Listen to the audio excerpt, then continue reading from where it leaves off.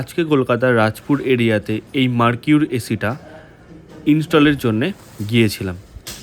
তো এইটা হচ্ছে ইনডোর, আর আউটডোরটা তো আগেই দেখিয়েছি। মার্কিউর এসিটা এই জায়গাটাতে ইনস্টল হবে, আর আউটডোর বসবে জানলার ওপারে। ইতিমধ্যে আমাদের কাজ শুরু হয়ে গেছে, কপার পাইপ স্ট্রেটও হয়ে গেছে। ইনডোরটা বসিয়ে নেওয়ার পরে কপার পাইপের যেখানে যেখানে বেন্ড দরকার আমরা সেখানে বেন্ড কপার পাইপে বেন্ড মেরে ইনডোর বসিয়ে দিয়ে ইনসুলেশন র্যাপিং করে আমরা কিছুটা কাজ এগিয়ে নিলাম। এবারে আমরা পাইপিংয়ের কাজটা টোটাল কমপ্লিট করে আউটডোরে গিয়ে ইউনিট ভ্যাকুমের প্রস্তুতি নিলাম।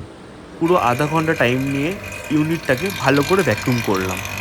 ভ্যাকুম করার পরে আমরা ইউনিটটাকে সাবান ফেনা দিয়ে ভালো করে চেক করে নিলাম যে কোনো জয়েন্ট থেকে লিকেজ হচ্ছে কিনা।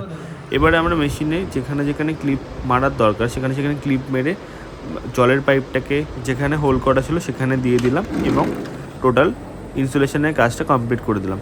এবার আমাদের মেশিন রেডি টু ইউজ। আরেকবার দেখে নিন এসি পাইপিংয়ের কাজটা কেমন হয়েছে।